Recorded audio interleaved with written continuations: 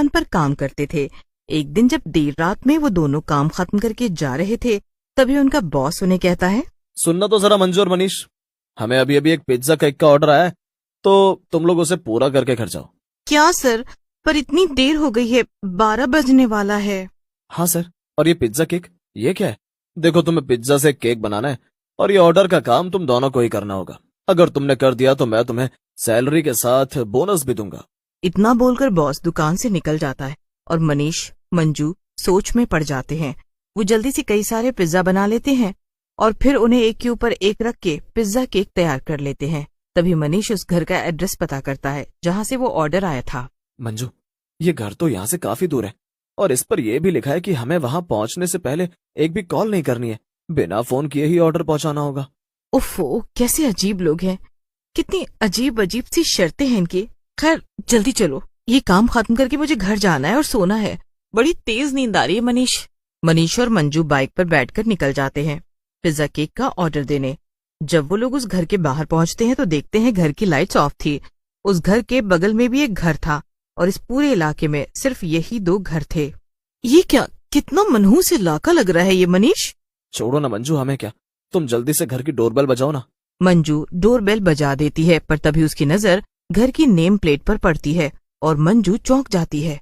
अरे मनीष, जरा ये देखो, यहाँ तो रमेश तिवारी लिखा हुआ है। ये तो हमारे बॉस का नाम है ना शायद। अरे हाँ मंजू, सही कहा तुमने। तो क्या ये हमारे बॉस का घर है? पर हो सकता है एक ही नाम का कोई दूसरा आदमी यहाँ रहता हो। मंजू और मनीष बात कर ही रहे थे कि तभी घर का दरवाजा खुलता है और घर के अंदर से 4 चुड़ैलें बाहर निकलकर आ जाती हैं और मंजू और मनीष को घर के अंदर खींच लेती हैं। इसके बाद वो चारों घर के दरवाजे को अंदर से कई ताले लगाकर लॉक कर देती हैं और एक चुड़ैल तो मंजू और मनीष को रस्सियों से बांध भी देती है। ये क्या कर रहे हो? ये सब क्या चल रहा है? छोड़ दो हमें, जाने दो प्लीज।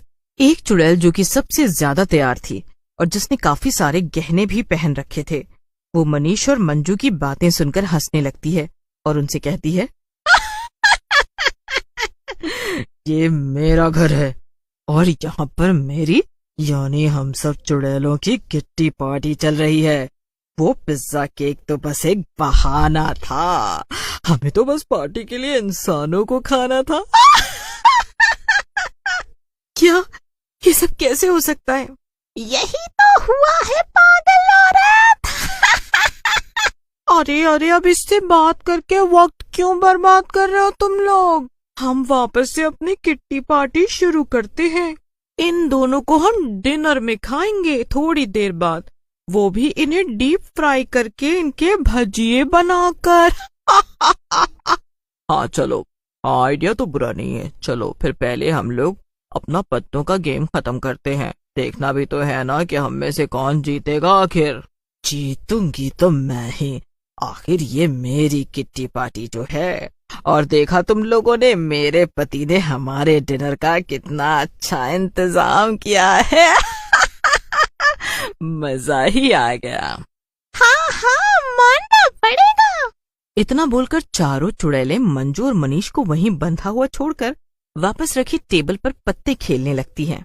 मंजू, अब हम क्या करें, कैसे बचाएं खुद को? पता नहीं मनीष, पर हमारे पास काफी कम समय बचा है। कुछ ही देर में ये चारों चुड़ैलें हमें डीप फ्राई करके खाने वाली हैं। मंजू, वैसे क्या तुम्हें याद है उस पहली चुड़ैल ने क्या बोला? क्या? अरे वो बाकी चुड़ैलों से कह रही थी ना कि उसकी इस किट्टी पार्टी के लिए खाने का इंतजाम, यानी कि हमारा इंतजाम उसके पति ने किया है।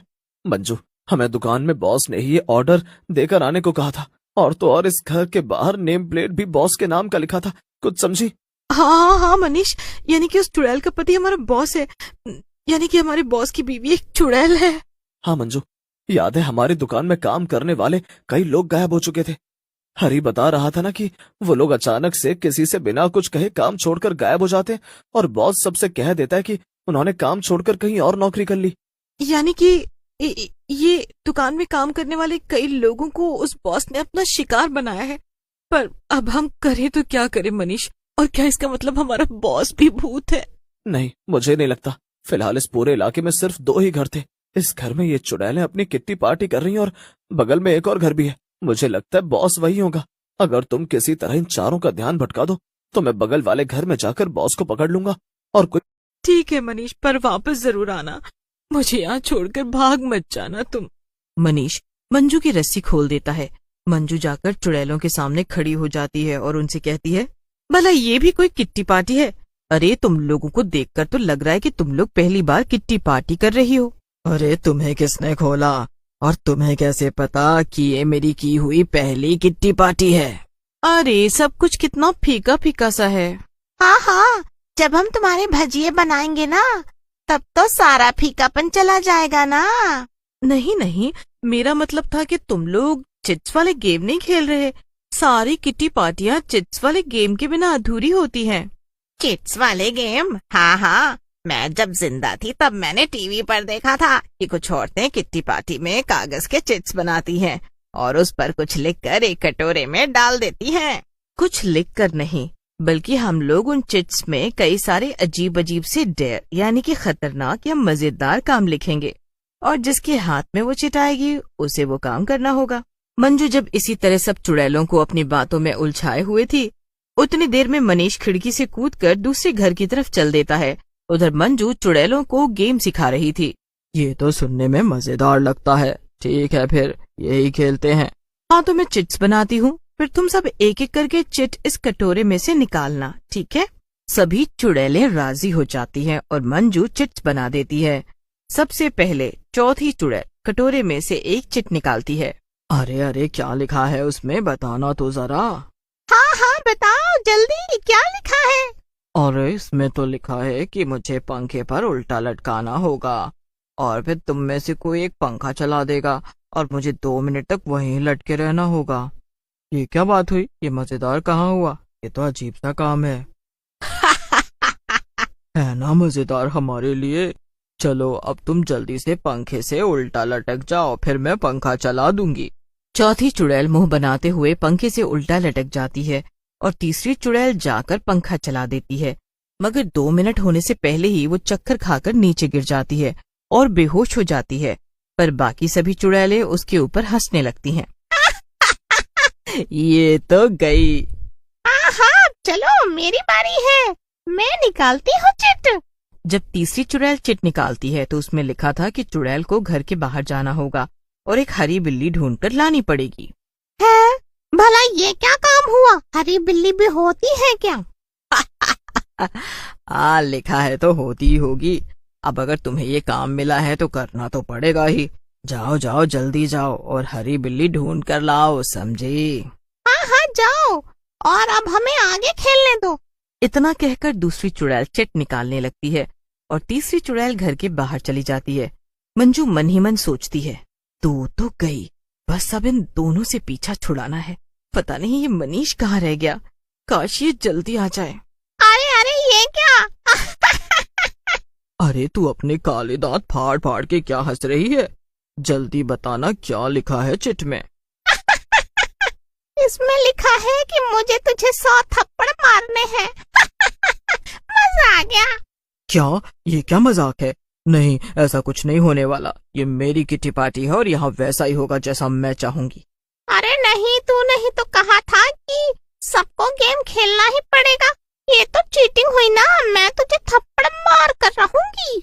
इतना बोलकर दूसरी चुड़ैल पहली चुड़ैल की तरफ बढ़ती है और दोनों की लड़ाई हो जाती है। दोनों को लड़ता हुआ देखकर मंजू खिड़की से कूदकर भागने की कोशिश करती है, पर तभी पहली चुड़ैल को बहुत गुस्सा आ जाता है और वो जादू से दूसरी चुड़ैल को खत्म कर देती है।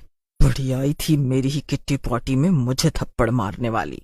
और तू कहाँ भाग रही है, इंसान की बच्ची? मंजू ये सुनकर बहुत डर जाती है और तभी वहाँ पर मनीष आ जाता है और मंजू को खिड़की से बाहर खींच लेता है। इसके बाद वो घर में आग लगा देता है। अरे अरे अरे कोई तो बचाओ, अरे मैं जल रही हूँ, कोई तो बचाओ मुझे, अरे बचाओ, मैं जल रही हूँ, बचाओ। ये सब क्या हो रहा है मनीष? पर मनीष कुछ कहता इससे पहले मनीष और मंजू का बॉस पीछे से दौड़ते हुए आता है और घर के अंदर खिड़की से कूद जाता है। बॉस और चुड़ैल दोनों ही अंदर आग में खत्म हो जाते हैं। मंजू मैं बताता हूँ, ये दोनों घर बॉस के ही थे। इस घर में पहले बॉस अपनी पत्नी के साथ रहते थे, पर एक दिन इसी घर में बॉस की पत्नी की मौत हो गई, जिसके बाद वो चुड़ैल बन गई। उसे इस घर से बहुत प्यार था, इसीलिए उसकी जान भी इसी घर में बसी थी। और अब जब मैंने चुड़ैल से पीछा छुड़ाने के लिए ये आग लगा दी घर पर, तो वो भी अंदर कूद गया।